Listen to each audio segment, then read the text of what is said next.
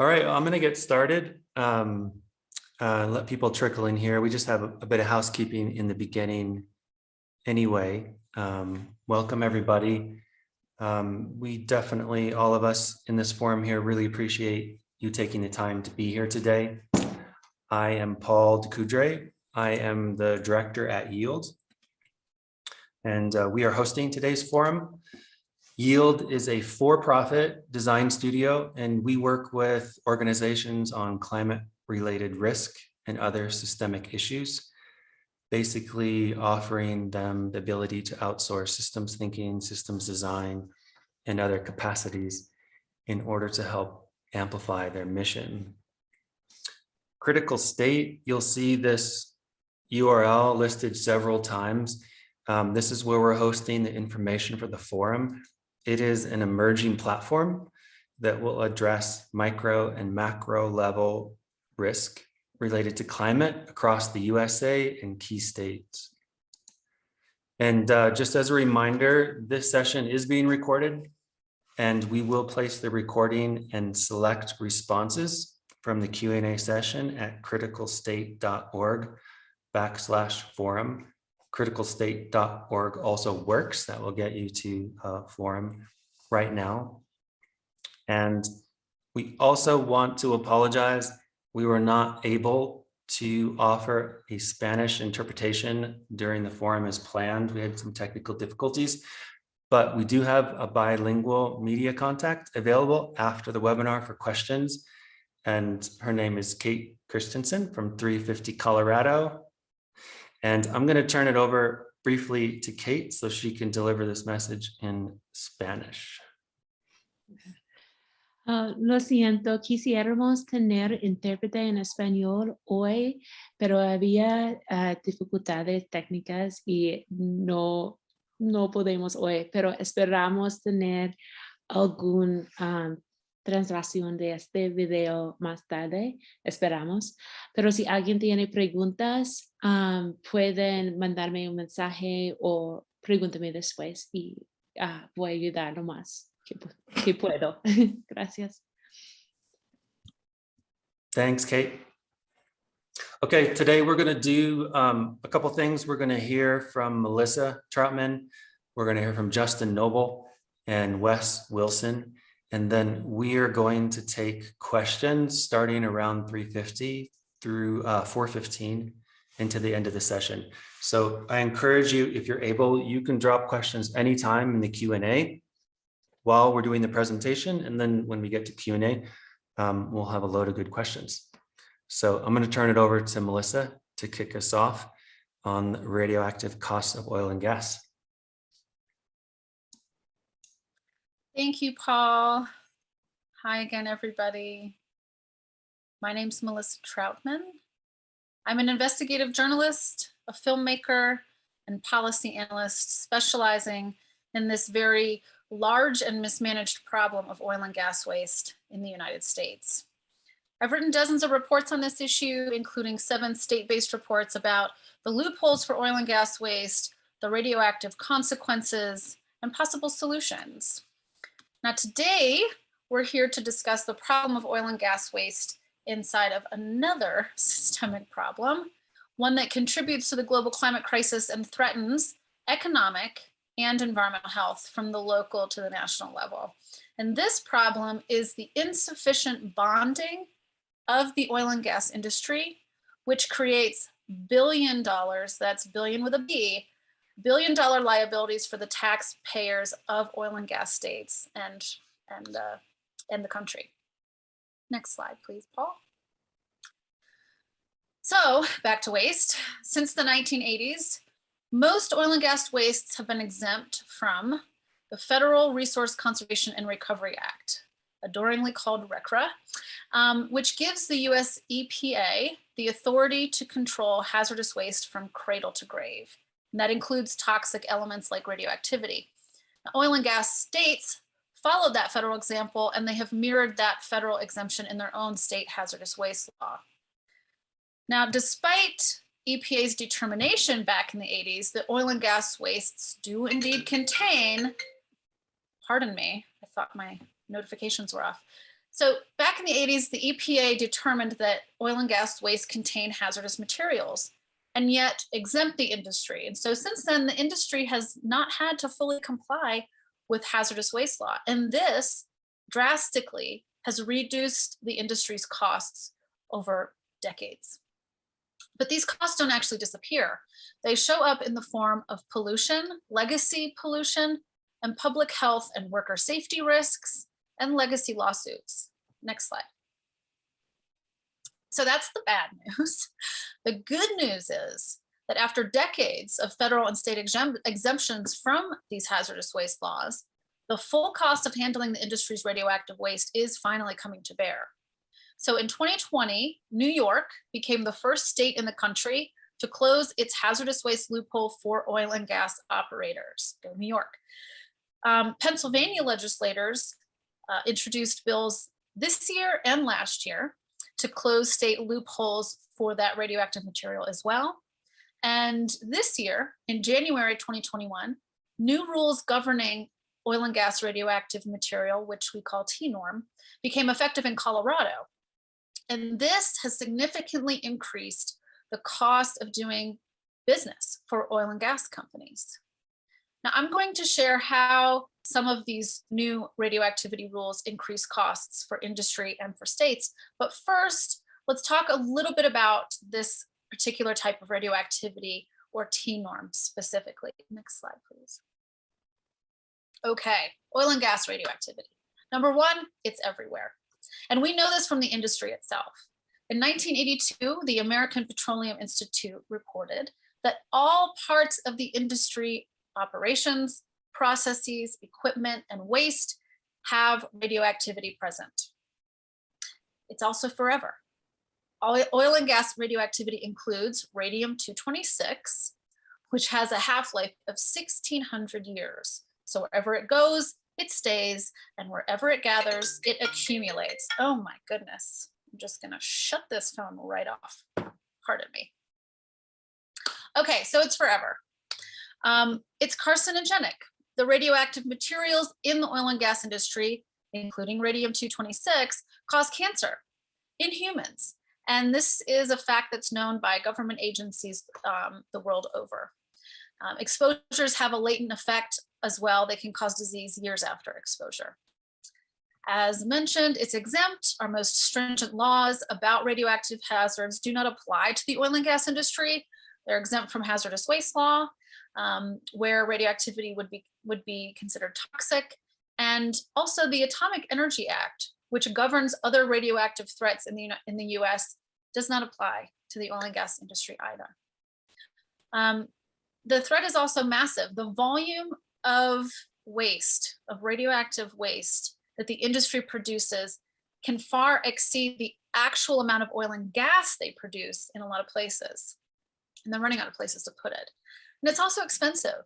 As you might guess, the sampling, the testing, tracking, storing, processing, and disposing of radioactive material costs more than doing so for more benign material. Next slide, Paul. Now, though they contain some loopholes and imperfections, Colorado's new TNORM rules for oil and gas radioactivity that covers oil and gas radioactivity, these new TNORM rules are the most comprehensive that I've seen. And the state's radiation program staff should be commended for that. The new rules require comprehensive testing of every single waste stream at every single oil and gas location in the state. And that level of comprehensive testing is really the only way to ensure that we can then do proper containment and protection from this type of radiation. Next slide. Okay, so American Petroleum Institute again. They and the Colorado Oil and Gas Association estimate that this new TNORM rule increases their costs more than $200,000 for each well that has 4 TNORM waste streams, or 4 radioactive waste streams. And that's pretty common. You know, every oil and gas well has solid waste, liquid waste, drill cuttings, wastewater, tank sludge, waste pipe. So So that number is going to be pretty common. And the state of Colorado itself further estimated that just the new T-norm rules would increase disposal costs up to 300% and transportation costs up to 800%. Next slide, please. So as you can see, increased accountability for radioactivity increases costs. But these particular increases in Colorado, even though they get us closer to a true cost of what it really means to deal with this stuff, they still don't account for other potential changes like in federal law. So for example, what would happen if the federal loophole for oil and gas waste was closed? Well, a study released in July of this year actually estimated that and said that if the RCRA hazardous waste loophole for the industry was removed, it would increase costs for the industry an additional $60,000 per well on average. So these are not small numbers, right? Next slide. So increased accountability increases the cost of doing business for the industry, but that's not all, because this also increases the financial risk to states and the federal government, all of whom lack full upfront financial assurance in the form of bonding from companies to properly close and clean up their wells. Current bonding regimes the nation over are grossly inadequate, as researchers and reporters have now widely covered. Next slide. Speaking of, the independent think tank Carbon Tracker estimates that the cost to clean up and plug millions of old oil and gas wells in the US is about $280 billion. But even this estimate doesn't include this increasing cost to properly handle the oil and gas industry's radioactive waste as accountability increases when loopholes close. Next slide. So what that means, of course, is that to date, no one knows the full cost to remediate and plug oil and gas wells, not even the industry, because of course they haven't had to pay those full costs thanks to the exemptions I mentioned. And so the next question is, what does this mean for taxpayers when the state and federal bonds are insufficient to cover the costs that industry leaves behind? Next slide. More specifically, for our purposes today, what portion of increasing costs for radioactivity become taxpayer burden when operators walk away? This is a critical question, and it hasn't been answered. And when we're dealing with cancer-causing radioisotopes like the ones that pervade oil and gas, leaving this question unanswered clearly fails to protect public health, worker safety, and the environment. Next, Paul. Furthermore, increased radioactivity costs for the industry place even more strain on faltering companies. And this, in turn, increases the likelihood that they won't be able to pay their bills, will orphan wells to the state, and leave taxpayers with the tab. Next slide. Now, at this very moment, the state of Colorado occupies a really unique place in this arena, because this year, 2021, Colorado is tackling both oil and gas bonding and oil and gas radioactivity at the same time.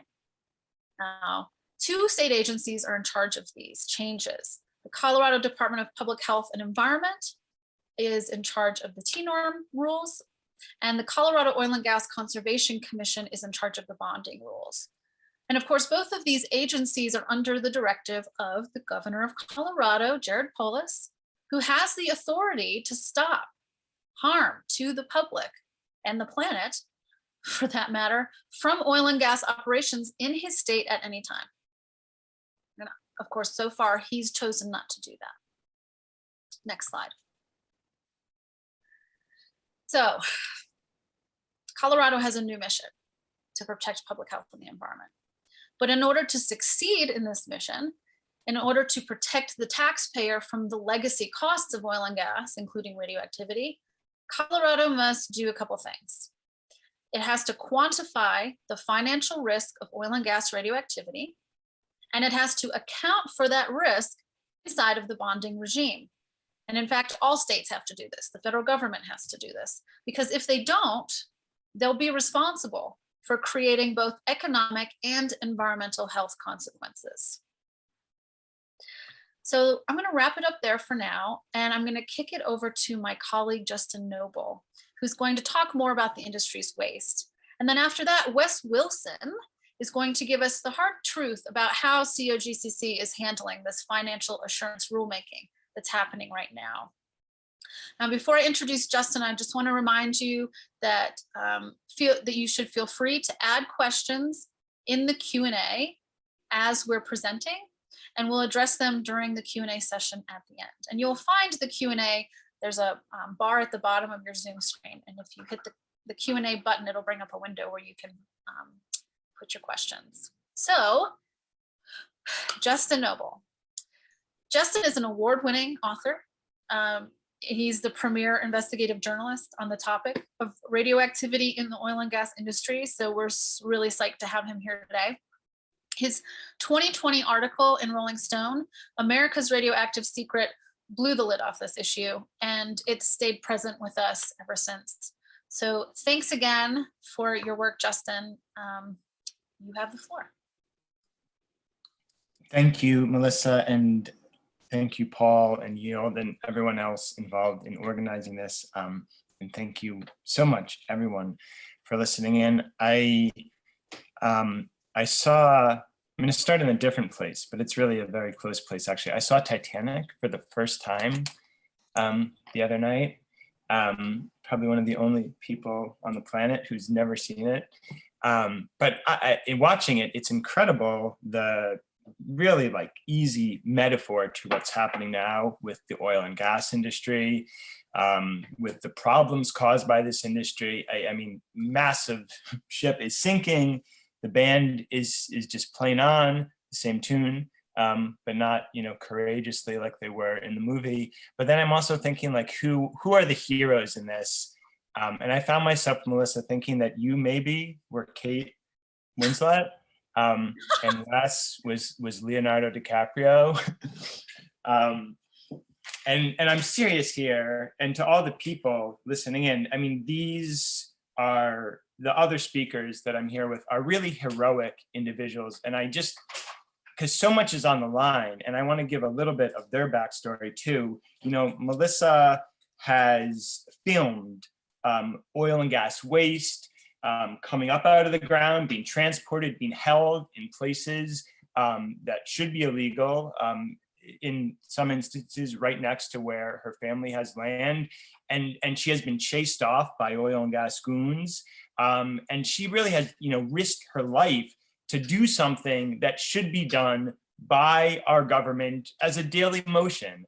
She should not have to risk her life and also risk her health just to live on, on land where her community is in Pennsylvania.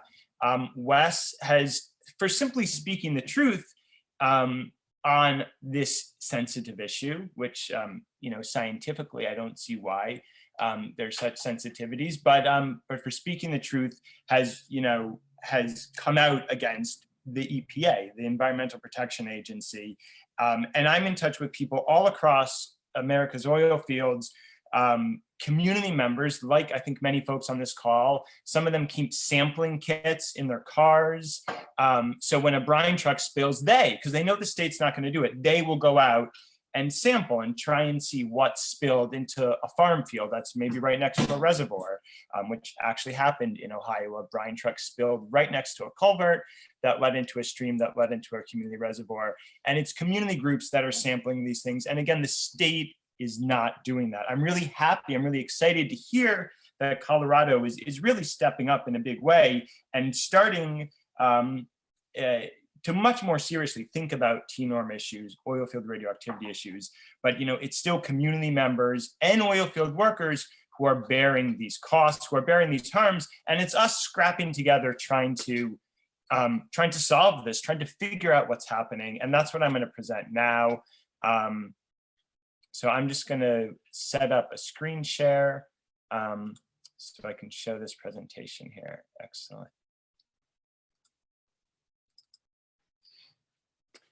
And if just one person can confirm that they can see this, so I know we're all good. It's working, Justin. Super. Okay.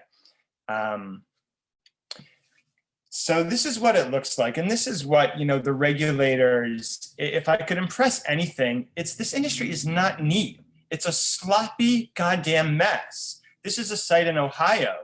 I just saw another local newspaper article. We're trying to publicize what's happening here in the local newspaper article, by a local newspaper that is quite in line with the industry. They toured this and they said, everything looks fine. I have all the inspection reports, which sometimes give photos and details like this. And they convey that, or at least they've levied no fines on this site, but everything is not fine. You're looking at a pile of filter socks, one of the most, potentially most radioactive items in the oil field waste stream. You're looking at tire tracks that could be leading out of this facility. And I'll get to Colorado in a moment, but I actually don't know enough about what's happening at these so-called oil field waste treatment centers in Colorado to know if it does or does not look like this, but it well could. And pretty much in any oil field I've looked at, it looks like a version of this. People give a nice, background to me writing this article in Rolling Stone, working on a book now for Simon & Schuster on this topic. I do have, formal education in this topic, in general topic of environmental science and journalism, but I think more importantly, I've spent a lot of time on the ground in communities, talking to people and reading research and collaborating with all sorts of interesting academic and industry experts. And that's what's really given me the knowledge I have here. This is a really nice quote. I love this quote by a fantastic nuclear forensic scientist, Dr. Marko Katofin. We think of oil and gas as oil and gas. We think of these days a lot about methane and carbon and emissions. We think, about the fuel that runs various aspects of our lives. But here is Marco saying, well, no, there's something else happening here. Essentially, what you're doing is taking an underground radioactive reservoir and bringing it up to the biosphere where it can interact with people and the environment. So this is another thing that's happening. We're bringing radioactivity up to the surface. We humans live at the surface. And it just really redefines the way you look at this thing that we refer to as oil and gas. So what are the radioactive items? What are these different waste streams that come to the surface? I'm trying to break it down here in a pretty simple diagram. Various ways we can tap into oil and gas. We can tap into it conventionally, a conventional well, which is tapping oil that's accumulated in kind of like a pocket in the earth where it's there at pressure. You tap into it, the oil spews out, the gas comes up. Unconventional, the oil or gas is stuck in the formation and we have to crack into it through the techniques of modern fracking. But either way, we're going to get brine. We're going to get produced water. Melissa mentioned this. This is a copious waste stream, and often more brine than produced water comes up than oil itself at a well. And it has radium. Radium is a radioactive metal that's moderately soluble with water and comes up with brine. We have drill cuttings. In many places, we are actually drilling horizontally through radioactive shale layers. So the drill cuttings are something we worry about.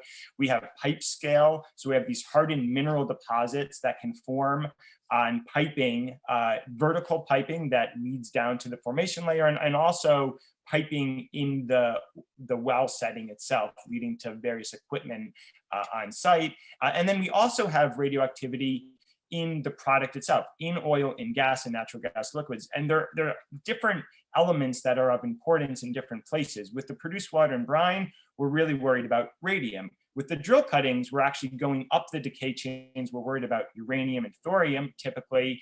And then with gas, we're worried about radon, and the daughter products of radon, radioactive isotopes of lead and polonium. Polonium being a magnificently dangerous radioactive element. And this is just to show, again, it's sloppy, it's broken. We try to do things to take care of it, but they are breaking down constantly. So brine flowback, brine or produced water coming to the surface in these copious amounts. Flowback is simply what is referred to at a fracked well, this initial pulse of liquid shot down the well containing all these different fracking chemicals. That will come up first. We call that flowback. And then the produced water or brine flow will resume. But that's a huge waste stream. And much of that across the US and in Colorado is going to injection wells. In Ohio, we now have this problem where injection wells have leaked into adjacent conventional gas wells. And you see in the photo, you have brine spewing out. That's brine fracking waste from, and not even so nearby. In some cases, we have brine leaking up to 4 miles, 5 miles from an injection well into a conventional gas well spewing out. It looks like that, like, summer fire hydrant fun. Drill cuttings can go to landfills, can be spread on fields, can be put in on-site pits. But this is what's extraordinary here is anyone keeping track of how much goes where. And we have a quote right from the CDPHE from this really great 2017 Denver Post article saying, we don't know how much low-level radioactive waste has been disposed of improperly at landfills. We don't have information on the concentrations either. So we really have no idea. And then sludge, this is really concerning. And I want to really press this point because as the state starts to take into account these waste streams, they're measuring produced water or the brine, that's great. Measuring drill cuttings, that's great. But one of the most concerning signatures is going to be in the sludge, where if you just imagine a tank with brine, you have a lot of solids in brine. They're going to settle out and accumulate as a sludge on the bottom of the tank. And the radioactive signature is going to be much higher there. And we know this from EPA's own numbers, which I'll get to in a moment. But the main issue there is you see that small photo at the bottom, a worker will go inside and clean out that sludge. And there may be all sorts of protocol on how that's supposed to be done. It doesn't matter. I'll tell you how it's done. It looks like that. And that worker will have maybe a shovel and a squeegee. The squeegee is to shape it off the walls. The shovel is to scoop it out towards the bottom. And then this is another, fabulously tended oil field site. Oil field waste site. I can only imagine if you could give Yelp reviews for these places. And the map in the lower right corner, this is really great work done by Melissa's group, Public Herald, which is showing all the different waterways that have landfills and oil and gas waste treatment centers adjacent to creeks and rivers, and then actually showing the waterways. And then you can, find where water intakes are. So this, again, be great if regulators did this work, but you have some really excellent investigative journalists doing it instead. So this looks like a lot of information. It is, but really we're just trying to figure out, well, where is Colorado in relation to other US oil fields in terms of how radioactive are these different waste streams? So just to go through it kind of quickly, but this will be up and anyone can tap into this in more detail later. Brine, the levels of radium, at least in Colorado, are lower in comparison to many of the other US oil and gas plays, but that doesn't mean they are low. Various metrics for determining what is radioactive and 598 picocuries per liter would still be above that. And again, the drinking water limit, or new information for folks, the drinking water limit for radium is 5. So 588 is not an insignificant amount. It is, though, lower than what we have in the Marcellus. Drill cuttings in Colorado, at least according to the data I've seen, reading relatively low, not even so much higher than background in some cases, which would make sense, by the way, when you consider exactly what type of rock we're digging horizontally through in Colorado. Scale, though, is where I think there's a pretty big question mark. There are some numbers on scale from this study listed here, Rural Engineering's 2019 TNORM report, prepared for CDPHE, and they use the Colorado Oil and Gas Association's data for a lot of it.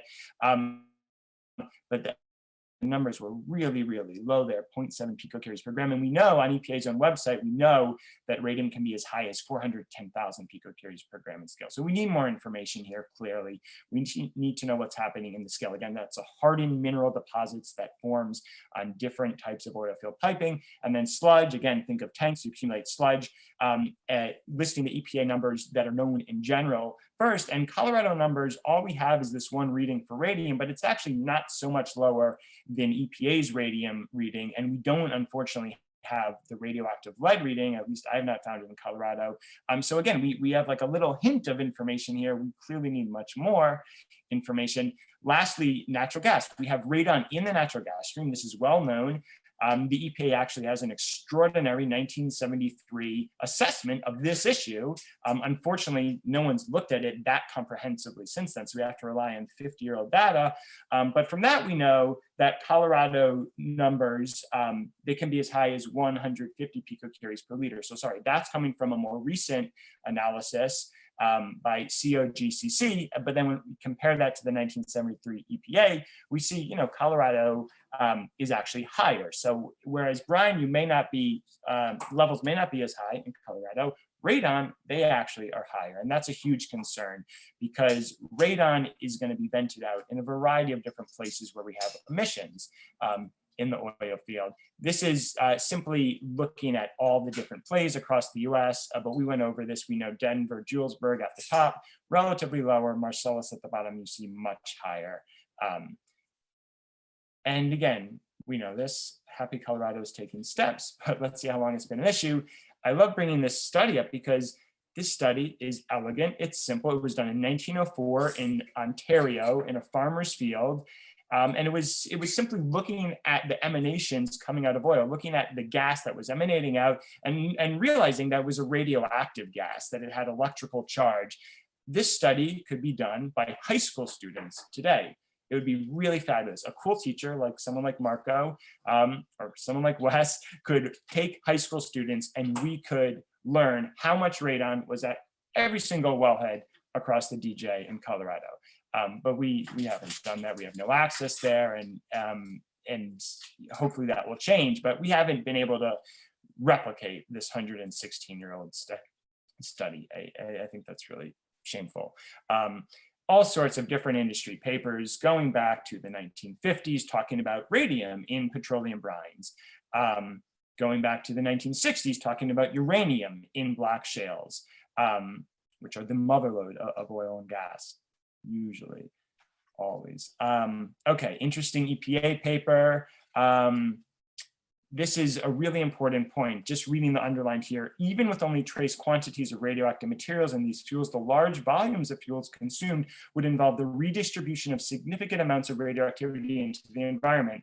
So, you know, these levels are generally lower than what we find, for example, in the nuclear industry, but we're pulling up massive amounts of material. So it's not to downplay, and then often folks will downplay and say, well, there's natural radioactivity all around us. True, but anyone who has seriously looked at radioactivity and its effect on human beings has come up with the conclusion that we don't want to add any more to this natural load that we already have around us. And right here, we're seeing the EPA say that even trace quantities pulled out in these waste streams, which are quite copious, they do add up. And that's the problem with anything happening in the oil field. You might have a little bit in the stream relatively, but when you pile it up in huge mountains, you then have created a really big potential hazard. But actually the American Petroleum Institute hits that point even better than I could just. So I'm just gonna, first you need to focus on the lower left. Prepared for the Committee for Environmental Biology and Community Health, Department of Medicine Biology, American Petroleum Institute, October 19th, 1982. Melissa mentioned this. It's incredible. API, American Petroleum Institute, I mean, these were the people who were just in Congress, you know, like spewing complete lies and nonsense, are telling us with a really like clear-headed, well-researched paper in the early 1980s, that T-norm, that oil field radioactivity is absolutely a big problem. But this is a really important point they made. Any attempt to remove radioactivity is merely transforming a very dilute source of radioactive materials into a very concentrated source. And this gets to that first photo I began with, this idea of oil field waste treatment. Companies will tout that they can reduce the radioactivity, that they can treat it. Well, what does treatment mean? And this API quote gets right at the heart of it. Even if you can successfully treat, very expensive to do that with oil field waste, it's very complex, but even if you can successfully treat, congratulations, you have just inherently concentrated. Now, what do you do with that? And EPA is telling their member companies back in 1982 that this is a problem. And again, the last quote is kind of saying like, you can't just do alchemy, you can't make it disappear. Any control methodology proposed must recognize the fact that radioactivity cannot be modified or made inert by chemical means. And it also must recognize that you have a whole sequence of daughters. So you're going to have things like radium decaying to other things like radon and continuing on decay chains, and you can't make those things go away. A lot of these companies seem to think they can.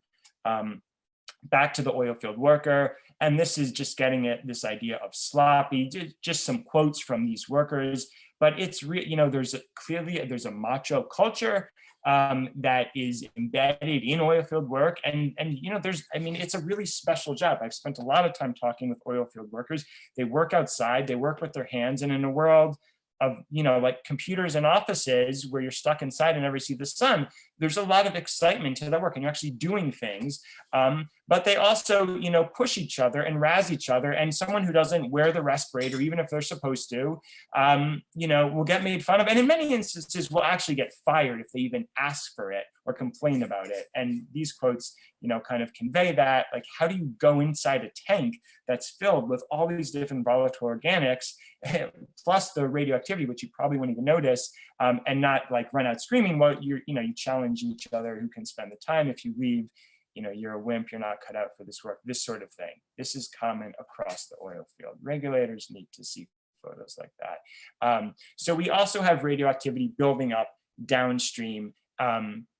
And that's because we have radon in natural gas. Radon relatively quickly decays to other radioactive elements like lead-210, a radioactive isotope of lead, polonium-210, this really dangerous radioactive metal. And these things stick out onto the pipes, just like with a kitchen sink where you have a flow and where you have a change in the flow or a change in pressure or temperature, like stuff gets gunked up.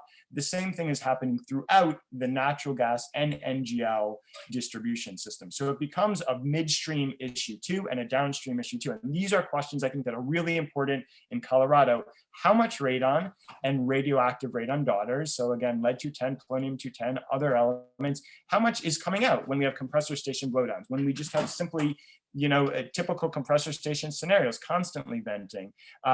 How much, we don't know those answers, but these are really important scientific questions to ask, and people are starting to ask them now, which is great.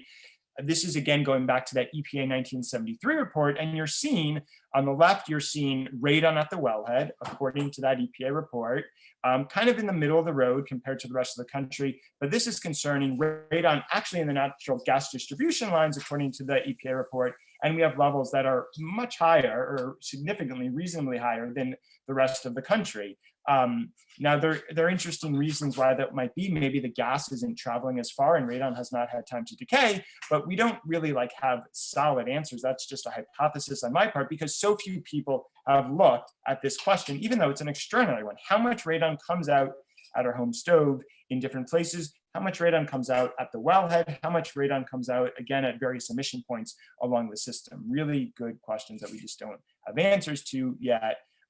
Although I mentioned, I think Wes will get into this too, but Harvard did take a really interesting look at this and determined that radioactive emissions do increase downstream. And I'll let him touch on that more. Final thing I want to mention is this just goes so much further than we typically can imagine. So there's something in the industry called the machine shop, and that is where a pump will get sent. And not just a pump. Think about when fluids are moved throughout a system. You need a pump, right? And if you ever driven by like a refinery or an ethane cracker plant, it's really just a massive spaghetti sprawl of pipes, right? And pipes are moving fluids, temperatures are changing, pressures are changing.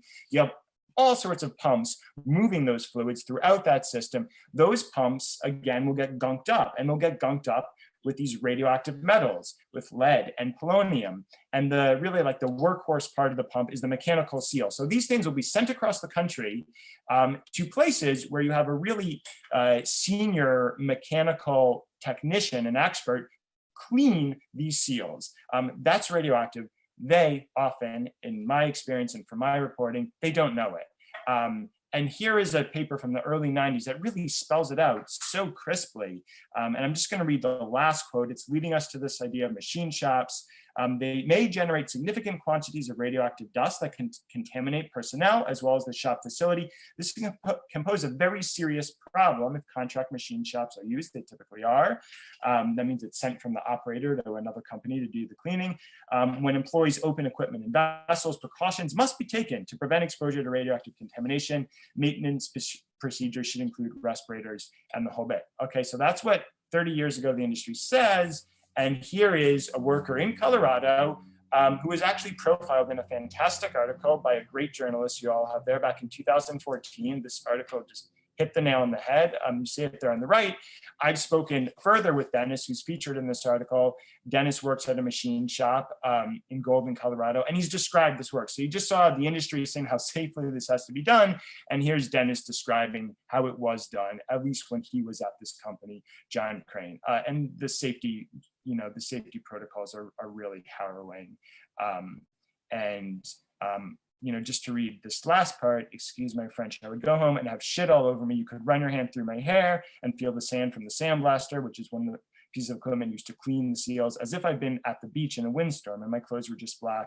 Oh, by the way, those clothes are going to be washed with his family washing machine. This is common across the industry that workers, especially not for, the on-site big wellhead operators, their clothes get washed at home. And yeah, that means, of course, radioactivity will be mixed in with their family clothes as well. And last thing, so like where are these companies coming from? Well, Dennis worked at John Crane. John Crane is owned by Smiths. Smiths has a really fancy office on the north side of St. James Square in central London. Here's their beautiful website at right. They're changing the world. They're like, reinventing everything. It's all gonna be wonderful. Another company involved in this, Sulzer. So where John Crane cleans the mechanical seals, Sulzer, and also builds them. Sulzer is responsible for the pumps in which the seals sit. They're there in Colorado. And Sulzer is located, let's see, I think I listed it right here, right, founded in 1775 by Solomon Sulzer Burnett.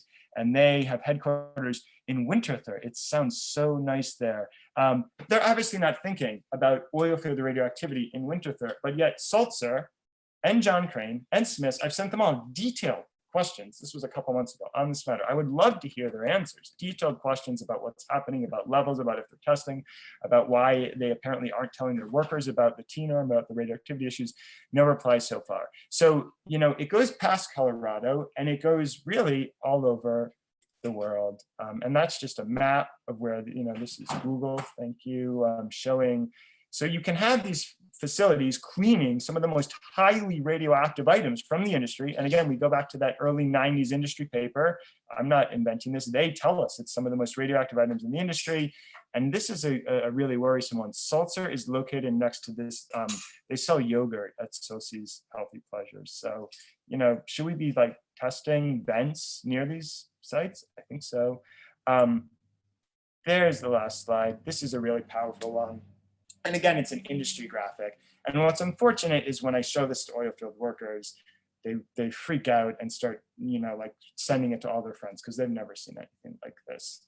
I'll stop there. Thank you, everyone.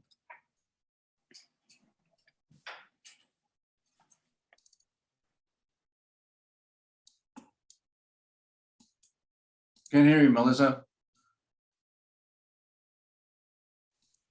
I was muted. Okay, thank you, Justin.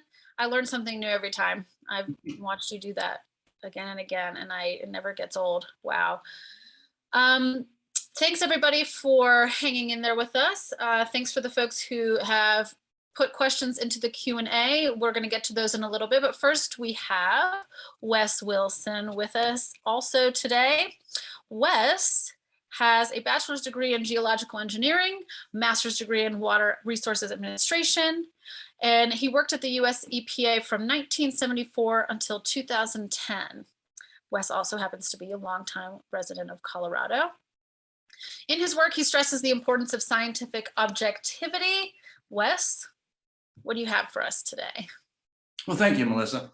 I've been retired from EPA for some time and now working with a nonprofit, Be the Change, here in Colorado. Well, the oil industry knew in the 50s that fossil fuels were warming the planet.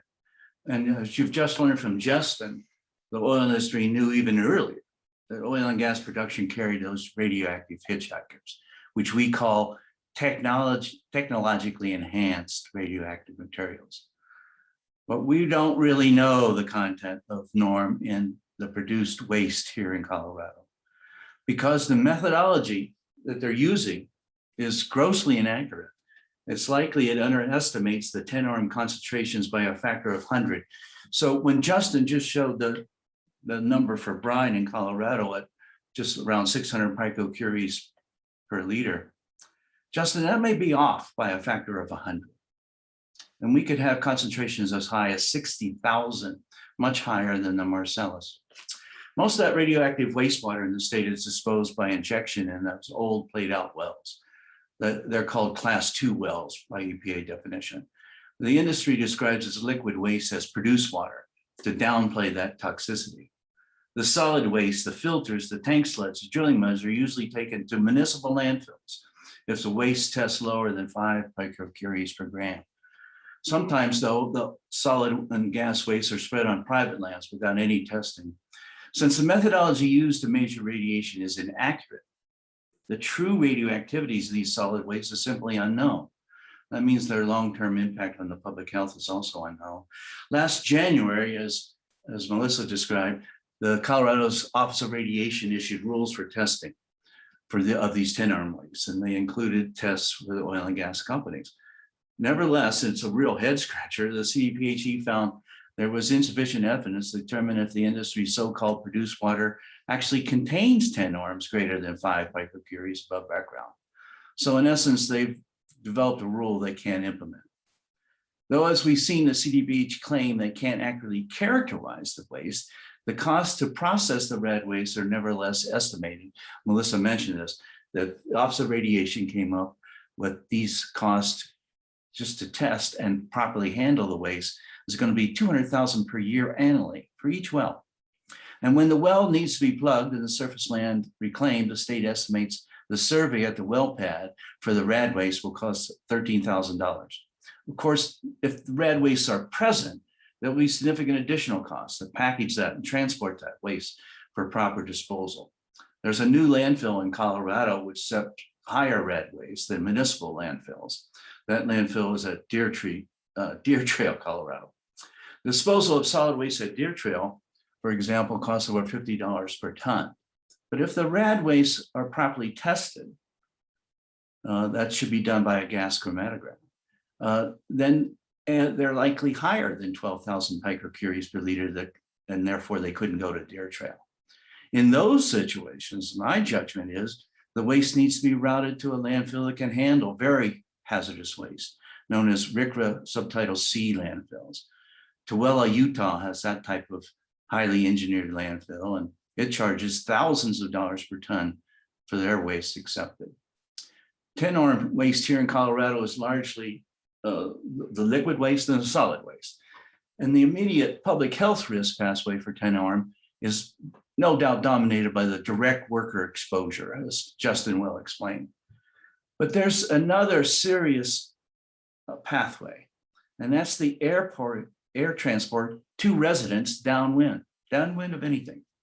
For example, transport into the atmosphere, the radioactive flaky thin films that form a natural gas piping and valves is likely. These are thin films, they're nearly invisible. They're certainly going to dry out and blow away.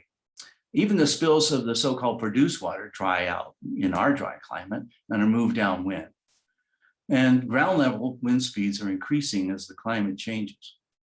And here's an important pivotal piece of research. Last fall, it's a year ago, Harvard researchers, they were relying on monitoring platforms that date back to the Cold War era. They found radiation levels 7 to 40% higher than background near oil and gas basins, including the Denver-Julesburg Basin. The 10-NORM dust had attached to small particles and was transported downwind. So the radioactive metals, the worst ones, lead-210, radioactive lead, and polonium-210, they ride on particulate matter so small they accumulate in the lungs. Hence, they're going to irradiate human cells. In the words of that principal author, Peter Katrakis at Harvard. He said, if you ask me to go and live downwind of a fracking site, I would not go. It's a significant risk that needs to be addressed. Well, let's get into bonding and how underbonded these operations are. The state current bonding law requires only $100,000 for companies with 100 wells or more. Small operators pay less. The extreme underbonding policy was a major reason that legislation required bonding be eliminated and under 181 and bonds be increased over time. Thanks for posting slide 1. So the rules got weaker. So here they were at $100,000 to cover 100 wells.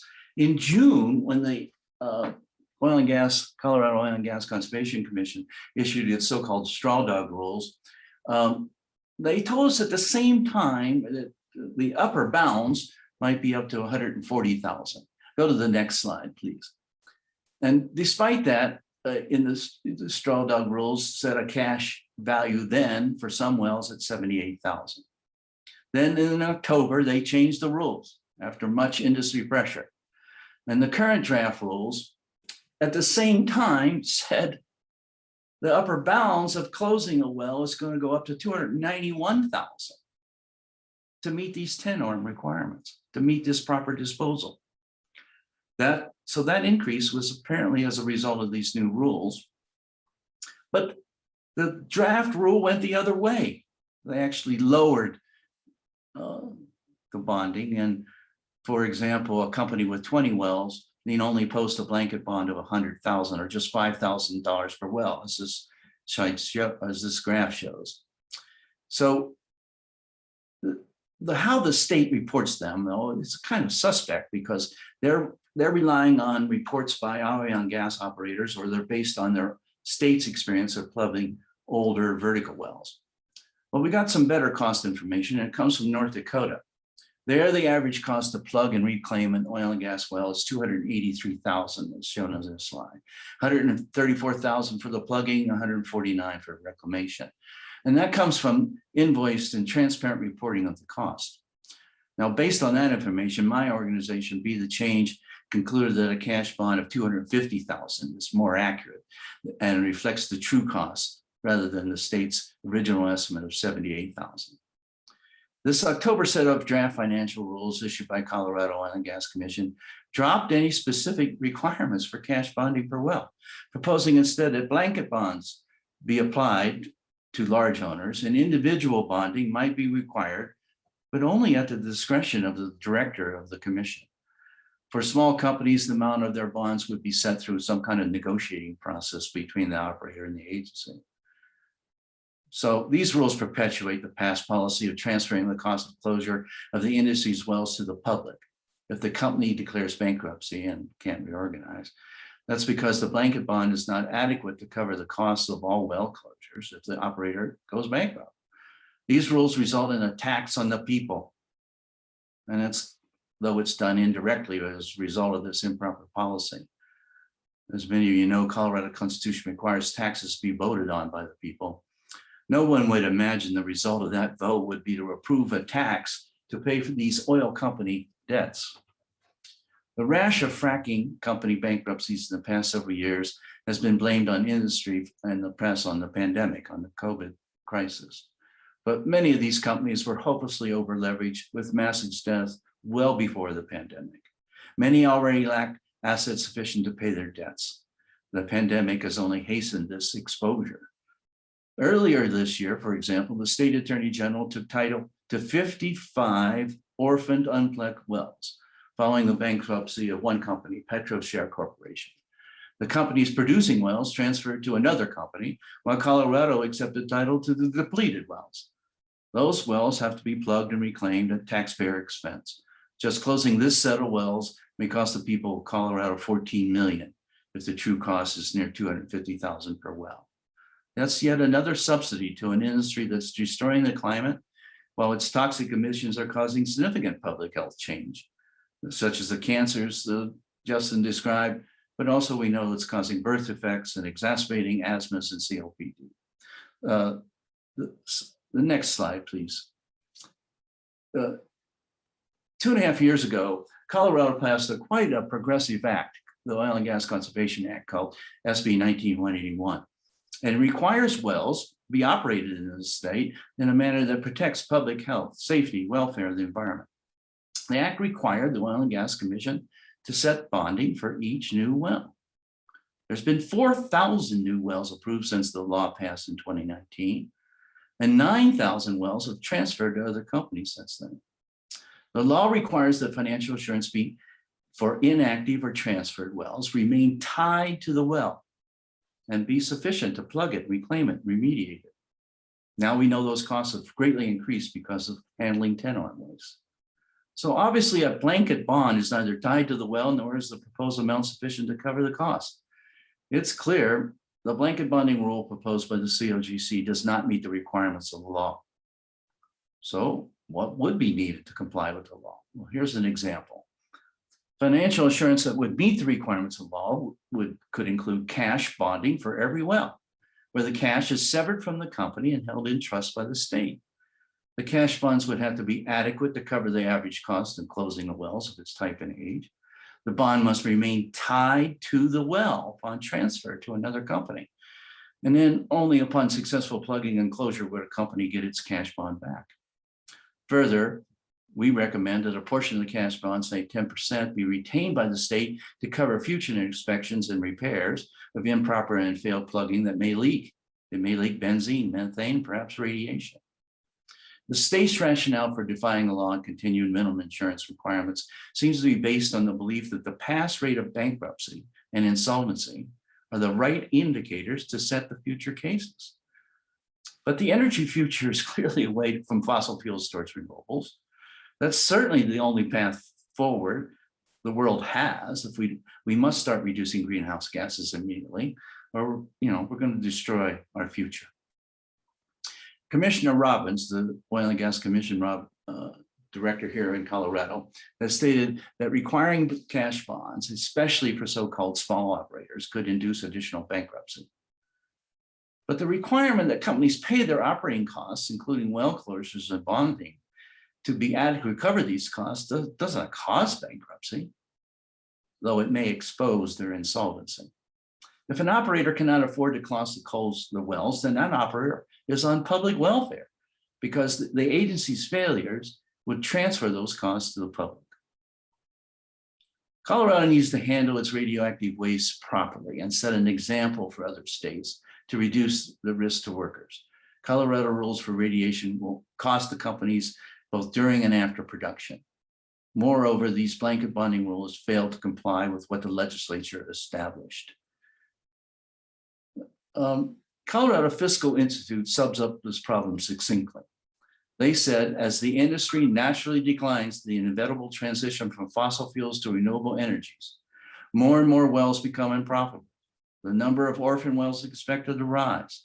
In order to avoid burdening Colorado with the billions of dollars in cleaning and plugging costs, the state needs to require bonding amounts from oil and gas companies that reflect the actual cost of wells. Let me go to my last slide here and just make one point here at the bottom. The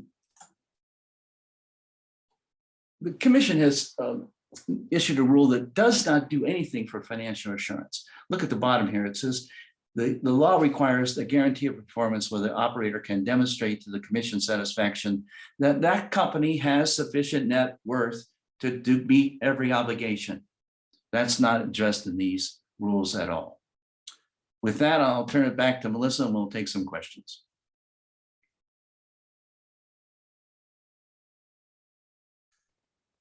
You're on mute, Melissa. Thank you. Thank you, Wes. That's amazing. So did I understand you rightly? By the way, we're going to start Q&A in just a moment, everybody. So if you haven't gotten your questions into that Q&A box, please do. If you've put your question in the chat, please go ahead and move that over to the Q&A so we don't miss it, because we're monitoring the Q&A. We're able to monitor that more closely. I know we're at 4:04 already. We're going to go as long as it takes. I know we're definitely going to go to 4:15, but please stay with us as long as you can, because we're going to have a Q&A session in just a second. But first, Wes, did I understand you correctly? Is it are you saying that in Colorado state law, it is actually illegal to not have full cost bonding for oil and gas wells? It is illegal. Paul, if you'll bring up that last slide again.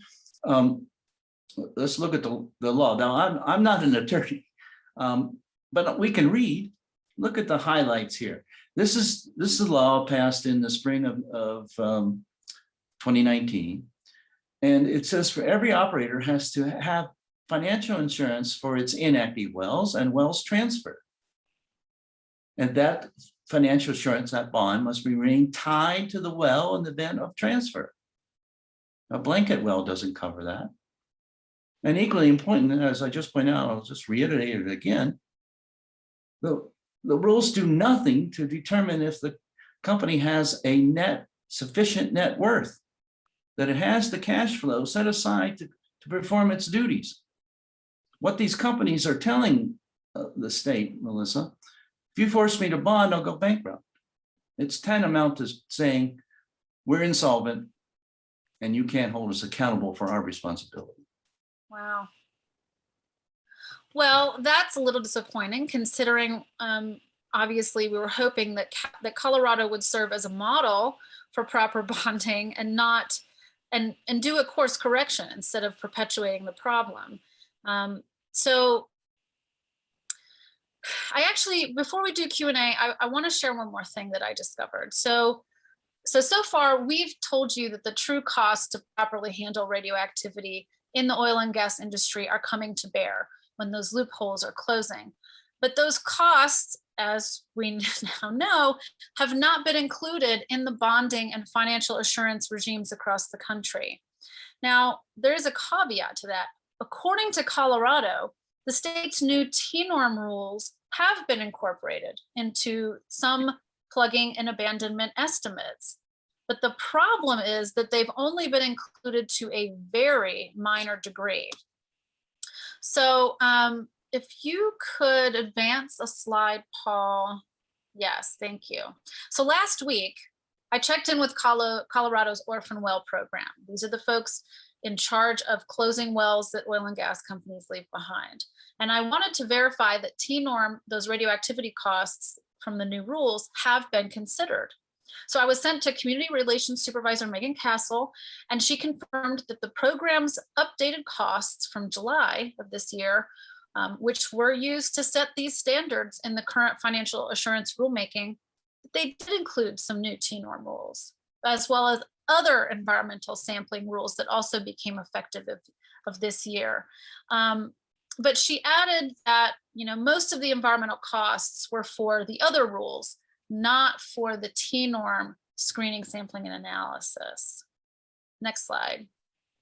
She also wrote that the Colorado's Oil and Gas Commission field staff, they have rad monitors to screen equipment and tubes for wells and flow lines, but that to date, they have not had TNORM detections that require special disposal for TNORM.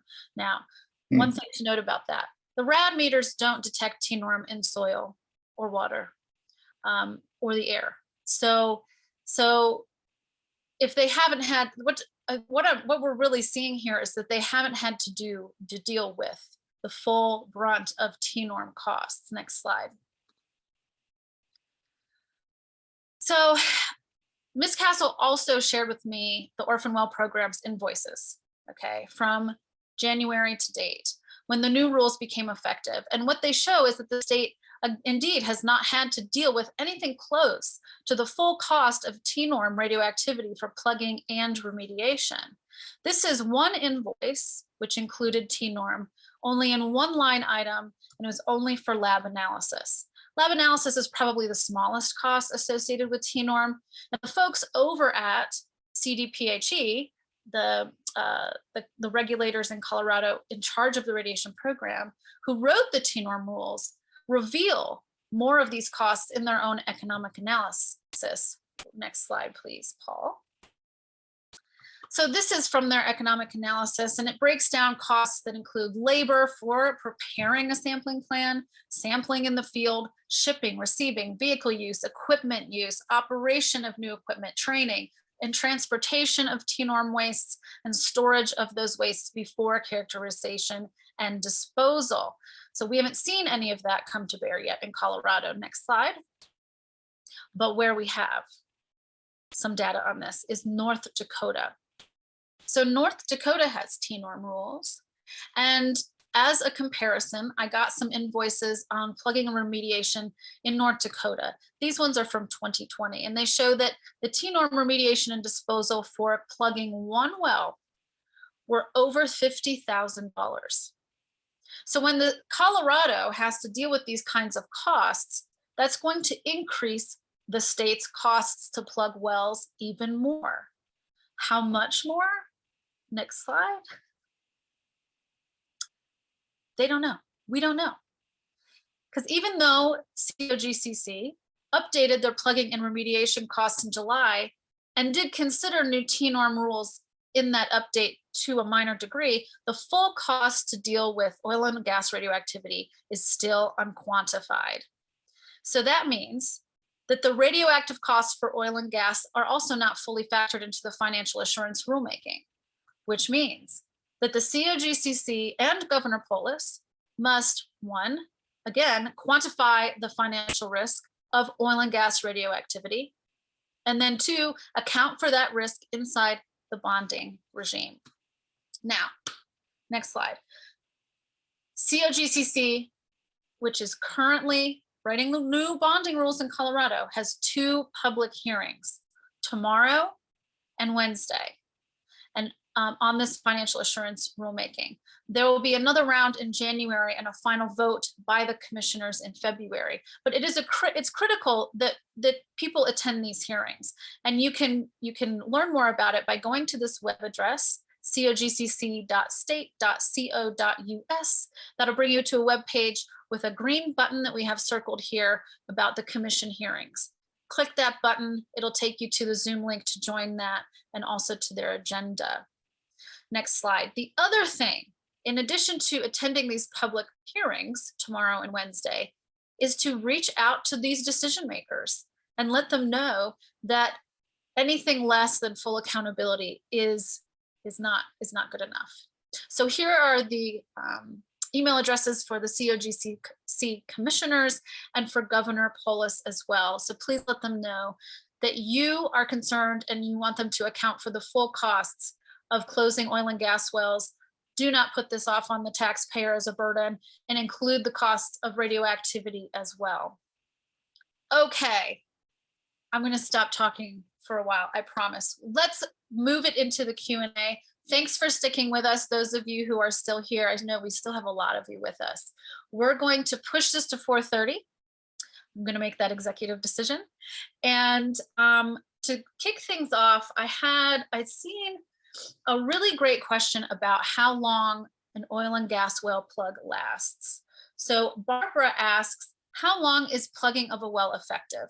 Because in order to stop methane emissions, to stop the increasing climate crisis, in order to plug wells to keep them from leaking these toxic materials, we have to plug them. But how long are those plugs effective? Wes, I'm going to kick this one to you if that's okay. She adds that she heard that plugging has to be repeated every 20 to 30 years. So how long do plugs last, and how do we know if they're working?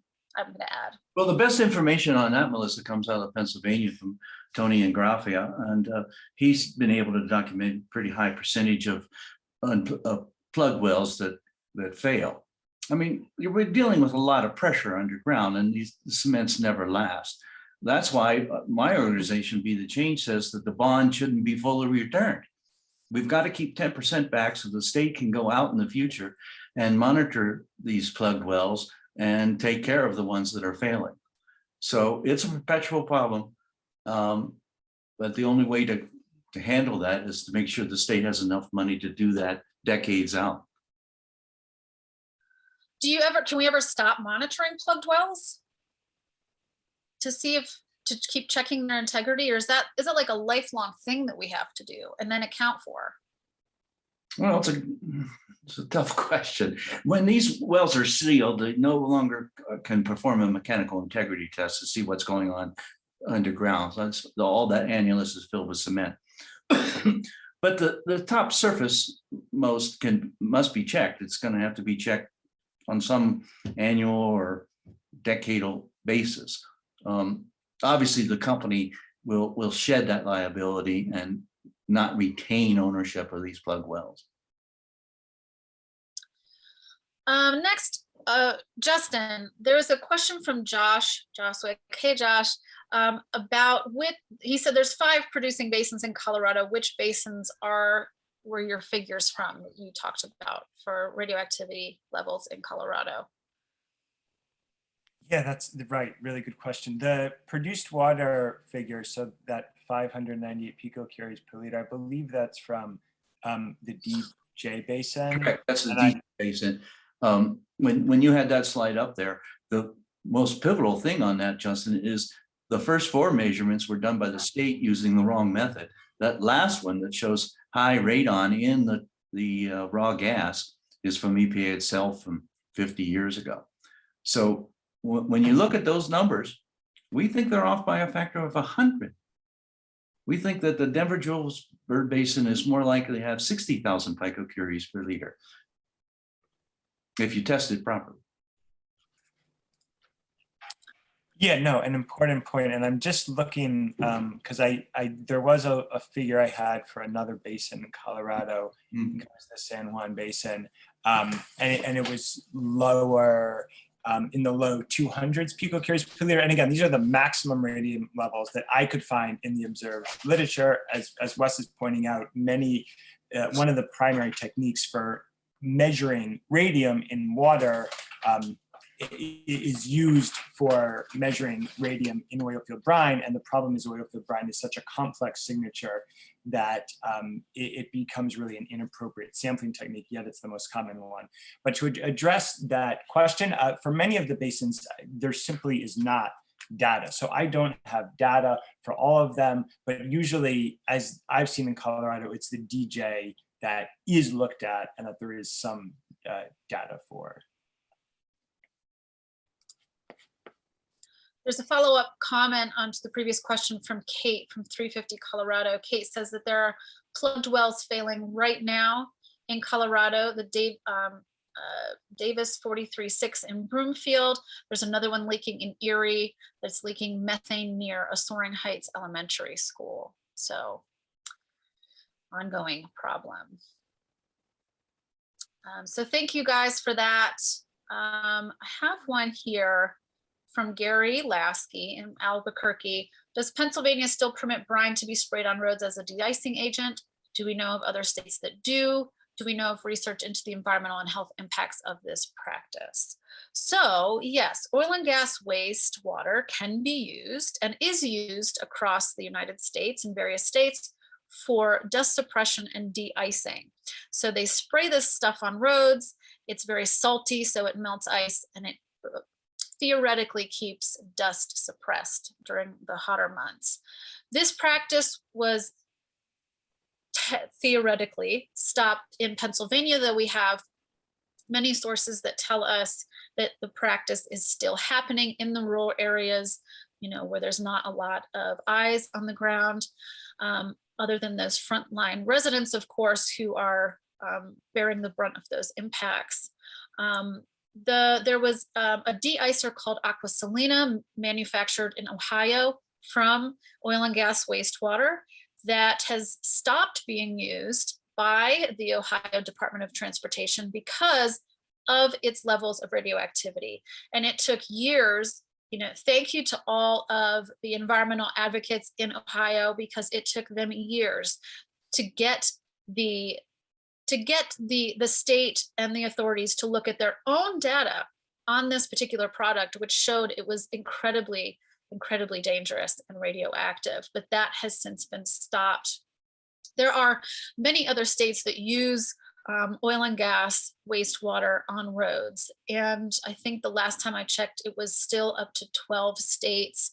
New York, even though they closed the hazardous waste loophole in 2020, there are reports that oil and gas wastewater is still being spread on those roads because the hazardous waste loophole is not being applied to that practice yet. And that's the other thing. And oh, before I move on, other states, Colorado, I believe, does this practice. Please correct me if I'm wrong, because I skip across so many states' policies on a weekly basis. New Mexico, the Produced Water Act in New Mexico opens up the door to do the same in New Mexico. So it's something to be vigilant about, even if you don't live in an oil and gas state like Washington or Oregon. These products can be used on your roads. The Pacific Northwest Snow Fighters Association uses de-icers made from oil and gas liquid waste to combat snow and ice up there. So even if you don't live in an oil and gas state, it might be worth a check to your local authorities, your Department of Transportation, et cetera, to see what they're using as a de-icer or dust suppressant. But going back to the fact that New York is still allowing this to happen, even though they closed the hazardous waste loophole, this brings up another question from Josh Pravanik, who says, what's the chance that Colorado's TNORM rules will create significant impact on existing practices or overhaul where TNORM is currently being stored or practiced? For instance, Ohio has limits, but those limits aren't exactly adhered to. And so what this is really getting at is we need proper rules for this material. We need proper rules for the legacy costs of oil and gas because they're not going away. And without those rules, we have nothing to stand on. We have nothing to litigate against when the rules are not upheld. But rules are only as good, of course, as they are enforced. And it requires the public. It requires advocates and scientists and all of the folks working on this so diligently. It requires our continued efforts to watch these processes closely, to engage in rulemakings when they happen, and to reach out to decision makers and hold them accountable when we manage to get good rules and get these full costs, these legacy costs pushed back into the industry, instead of having them continue to externalize these costs onto us. So we will see. This is an issue that we're going to continue watching in Colorado. How is the TNORM rule implemented? We're going to be getting the data out of the state that shows what the levels of TNORM are being reported by oil and gas companies. So definitely stay tuned for that. Justin, Wes, did you guys see any other questions you were burning to answer from the? Well, I just wanted to augment with your answer there. We don't know if Colorado is really going to change its procedure. These produced water, most of it goes into class 2 injection wells. And that's what will continue to happen. So the state's going to rely on the mechanical integrity of those injection wells to protect the groundwater. And you can see the answer from Megan Castle. They're not doing the proper testing, so they don't think they have a problem. Here's a question. Sorry, Go ahead. a question from Jackie Anderson. Yeah. Do oil companies know the estimated amount of oil and gas a well may have when they apply for a drill permit? No. Particularly these wells in the Denver-Julesburg Basin really die off quickly. Their peak is immediately following completion of the fracking.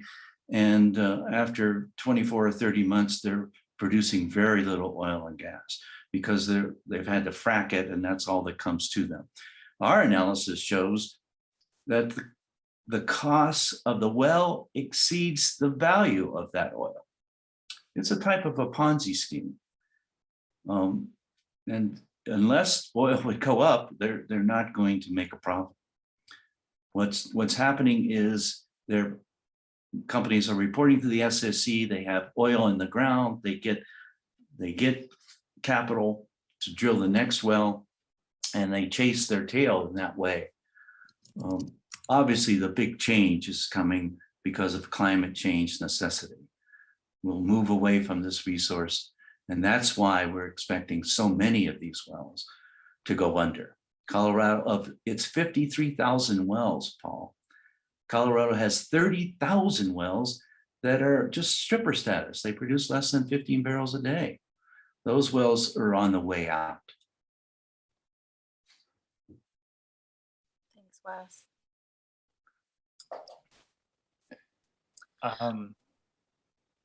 Go ahead, Justin. I was just going to add one quick thing. I mean, I know a lot of people here following the industry closely. I hear what you're saying, Wes, although I think this industry, especially watching their maneuvers in the past couple of weeks, they clearly plan to drill for oil and gas indefinitely. They'll drill under the Arctic, they'll drill on a planet if they find it there, and they will pursue this fuel, and they are. And so I just don't, I hear you that, you know, like they're at a kind of being hit in the knees right now, but they are still aggressively developing new deposits wherever they can find them. And riffing off that, to answer that earlier good question about brine, something to add to Melissa's answer that I think is significant for people in Colorado to hear is in Ohio and in Michigan, where spreading oil field brine on roads was really common and remains a common practice. There actually were attempts by the regulatory agencies in the 80s and 90s to halt that practice. Regulators were, you know, paying attention. There's some great documents from Michigan regulators expressing concern and showing evidence of oil field brine leaking from road applications into local drinking water systems, into people's groundwater, killing roadside vegetation.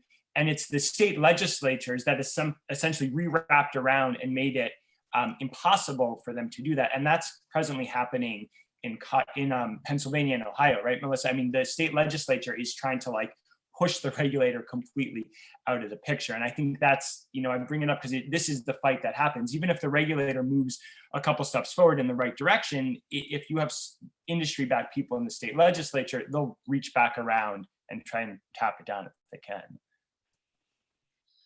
Yes, absolutely. Those efforts by the oil and gas industry are always strong, and I think they're going to ramp up as we transition further away from fossil fuels and they become more vulnerable. I saw an interesting question here, and it kind of gets to a couple different points. It's from Nancy. And she said, for those of us who, I'm sorry, that's the wrong one. I think Nancy was Natasha, I'm sorry. Natasha says, so if I'm understanding this presentation correctly, oil and gas facilities on public lands are radioactive sites and anyone can walk up to them. Am I understanding this correctly? Yes, but you wouldn't know. And I'm particularly concerned with the pathway of inhaling dust at those sites. So yes, they're likely radioactive, but you wouldn't know. And there would be no restriction from you walking up to particularly an abandoned well. Yes, public lands, oil and gas, unfortunately, go hand in hand in the United States. Let's see, question from Jane. What's the best site to go for data on cancer clusters? It seems the only thing that moves some of the general public is about cancer and other diseases. Do you guys have any insight in this? Yeah, I can give a little bit of insight, Melissa. As part of a fine against the Suncor refinery here in Colorado, a group called Tovando was awarded a large grant to study the air emissions from that refinery. And incidentally, it will include radioactive particulates for the first time. As a part of that effort, some medical professionals will be looking at civic data, CHVIC, I think it is. It's a good data source for community health reporting into the Medicare system. So we'll be looking at the statistics of that for that community. Civic is the answer.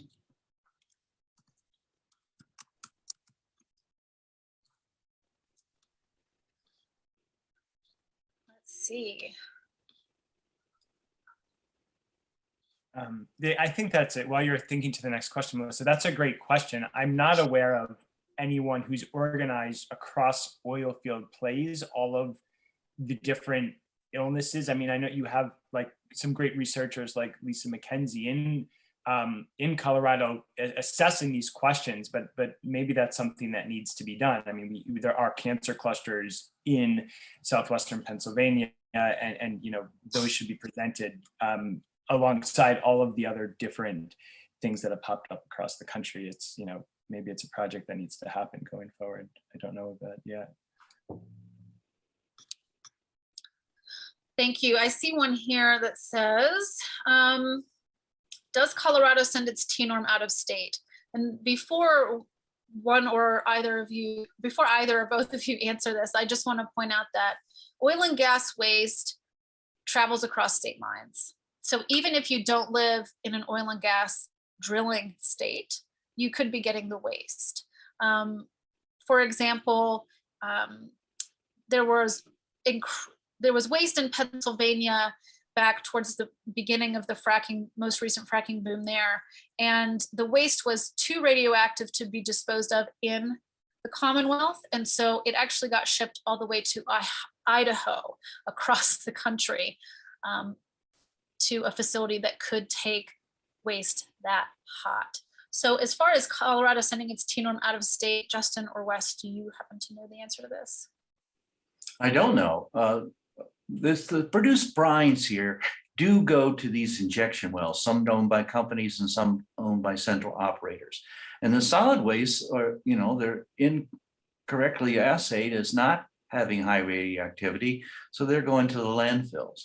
What Justin was talking about, that is likely the mechanism that brings other waste from other states here, the piping and recycling of other equipment into these facilities like the some you mentioned in Golden. But for the most part, we're dumping happily our brine waste into the company's own wells.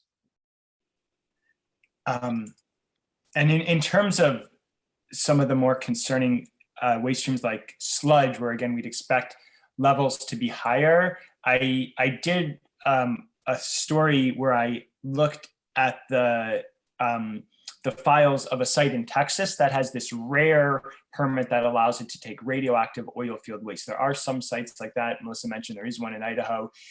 This site is out in the West Texas desert above a salt cavern. They have a permit from the Railroad Commission to bury waste there, and they're taking waste from all across the country. And the files are great because they actually have the radium levels. This site operated by a company called Lotus has to submit quarterly reports. And I went through just before this talk and reminded myself, I did not see, there's really no data from Colorado. They're taking waste from all the way back to Pennsylvania, West Virginia, across the country. But I didn't see sludge coming from Colorado.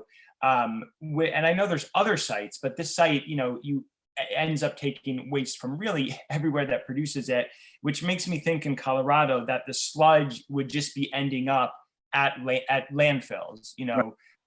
And it seems like that is happening from some of the popular, you know, press articles on it.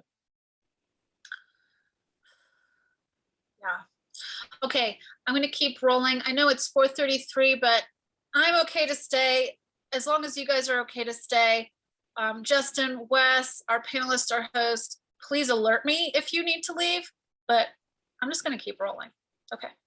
Go ahead. So let's see. This is a question from Barbara. I'm really afraid of these injection wells. I heard recently that it is legal in Pennsylvania to put waste into any well. Do you know if this is true? Injection wells have leaked. They can leak.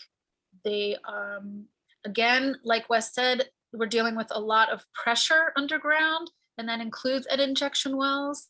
And injection wells, in addition to causing seismic activity, can also fail. Their mechanical integrity can disintegrate or fail, and produce leaks like underground migration into groundwater sources.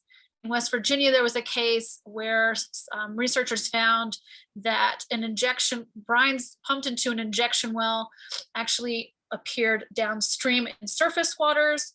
And in Pennsylvania, we don't have any cases, we don't have any confirmed cases of injection wells leaking, but we also don't have a lot of injection wells in Pennsylvania.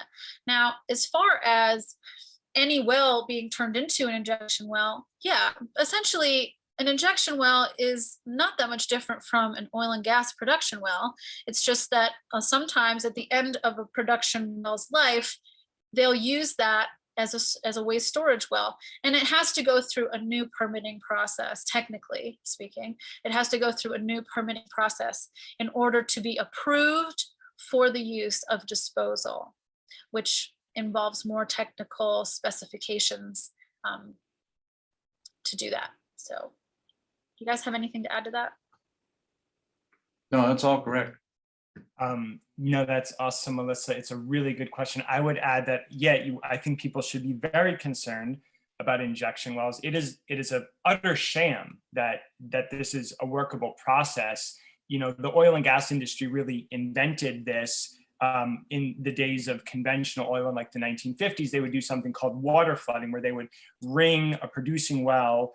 They would look at conventional, you know, that you have a series of wells, and they would take a well in the middle, and then you have a ring of wells around it, and they would transform those into injection wells, just like Melissa said. It's a hole in the earth, and with those wells, they would pump the brine back down to push the oil back out the one in the middle. So you're manipulating the underground system and knowing that it's a broken system. And when you start to push a fluid down at pressure, you are inherently displacing the fluid already in that layer.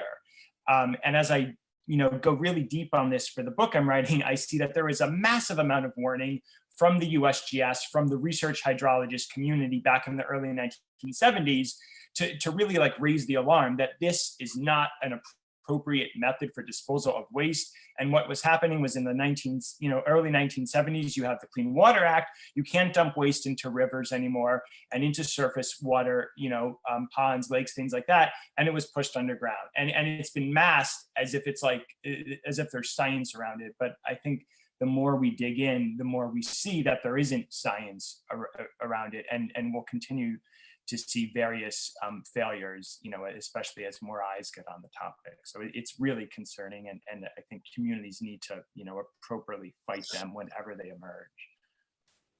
Well, Justin, speaking of lack of science, our next question is from Philip Doe. Hi, Phil. And his question is, isn't the real issue on radioactivity measurements in Colorado one of abiding ignorance?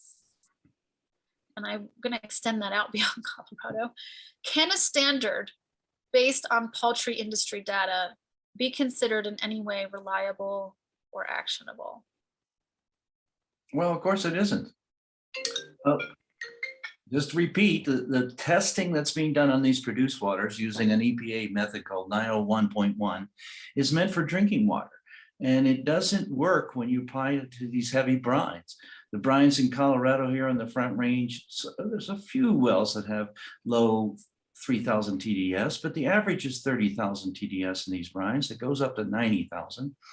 And you just heard from Megan Castle, they're waving a Geiger counter past a truck.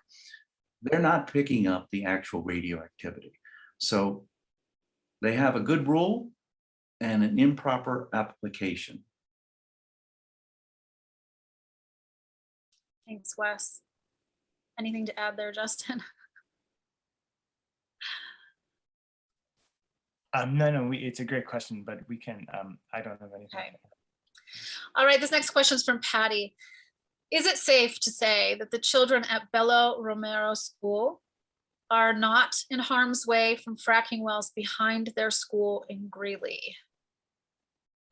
That is Well, I know a little bit about the data there from Belo Romero. The CDPHE sent out its mobile lab and picked up benzene concentrations at that location at 14 parts per billion, which is unacceptably high. Now, the state at the same time, when it picked it up, said we weren't certain it came from that producing well. But nevertheless, benzene is what they noted, and at least at that one point, it's constitutes a public health risk, because benzene at any level, according to the World Health Organization, is unacceptable. None of that testing, though, included radioactivity. I haven't seen the state use its ambient monitoring to test for radiation, not at all. This question is from George. Is it likely that communities surrounding the Suncor refinery in Metro Denver have elevated radioactivity in air, water, and soil? We don't know. This $1.8 million grant that CDPG provided to Captovando, they've hired the firm of Boulder Air, run by Detlef Helmig, and he's figured out a mechanism that the radioactive particulates will be measured downwind. Data should be available about a year from now. So I guess we also we wouldn't be able to reasonably say whether this would create excess morbidity or mortality in those communities, many of which have large numbers of people of color. Has CDPHE looked at this at all? Not from the standpoint of radioactivity. What's complicated in the community in Commerce City and North Denver is they're surrounded by a host of industrial activities and two major interstates. So there's a huge source of the volatile organic compounds. And like all areas in Denver, also an ozone problem from regional emissions. But that complicates these type of analysis.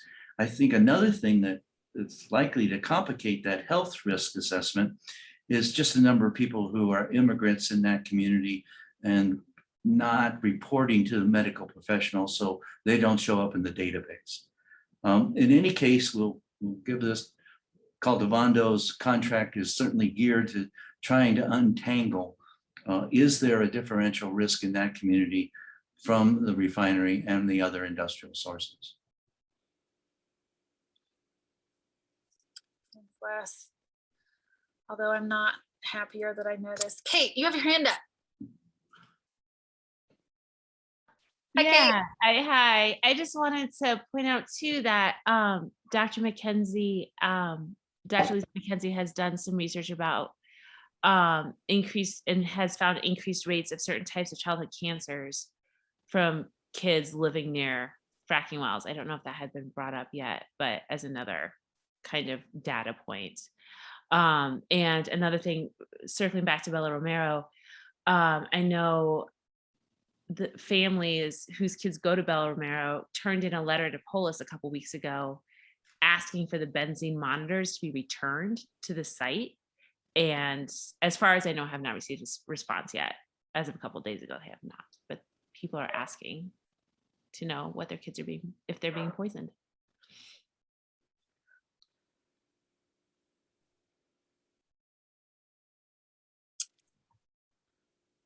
Sorry, I just felt like I had to sit with that one for a second. Thanks, Kate.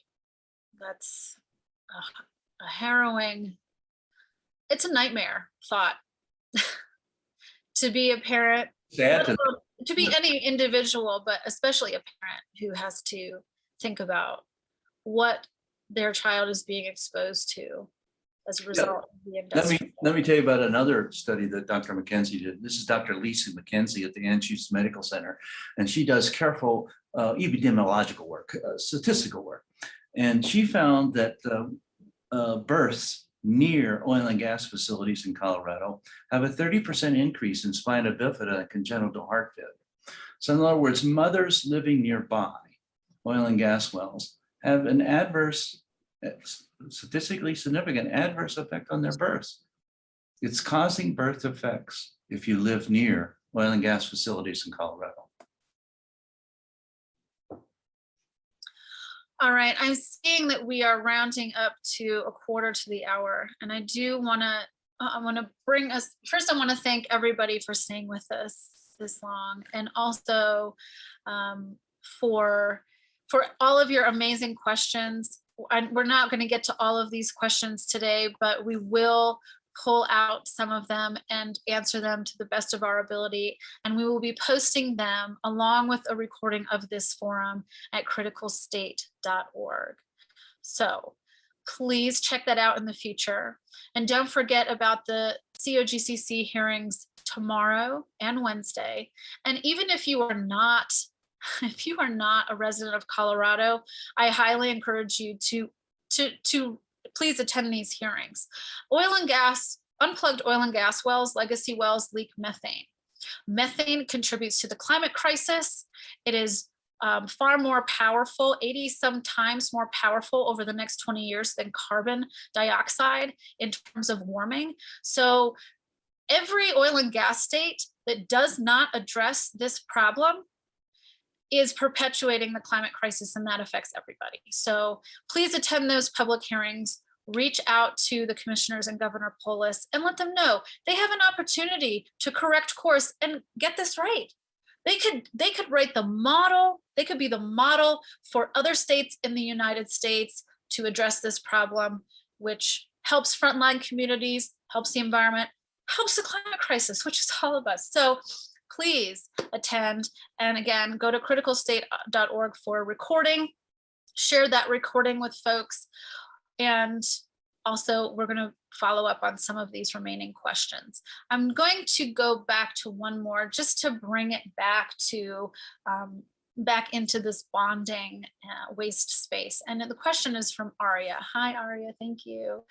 And her question is, how do we know how much money would actually be needed by the state after the well is capped, so after it's plugged? So she goes on, won't all capped wells continue to leak at some point in the future?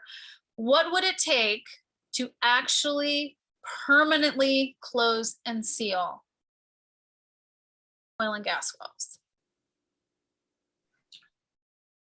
It's a difficult question. There are some techniques such as using bentonite clay that have a better chance of sealing these wells rather than the typical cements. But I'd go back to my prior answer. Nothing's going to substitute for a state inspector going to these plug wells on an annual or some type of frequent basis and using their gas testing equipment to see if it's leaking methane. That's why we're recommending that the state not return a bond in completely, but withhold about 10% of the bond so that its inspectors can go out there in the future. Thanks, Wes.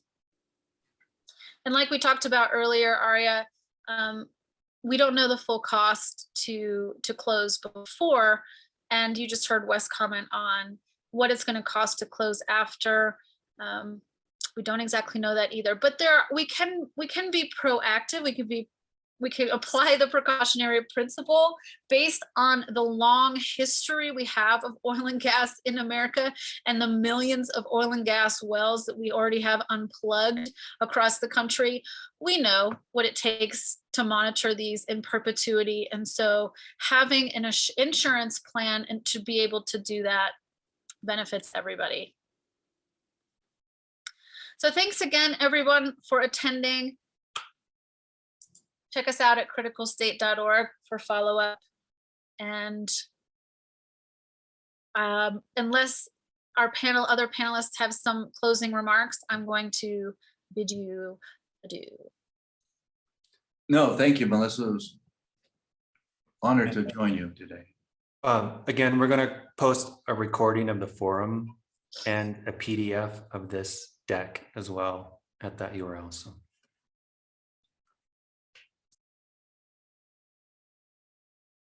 Thanks, everyone. Thanks.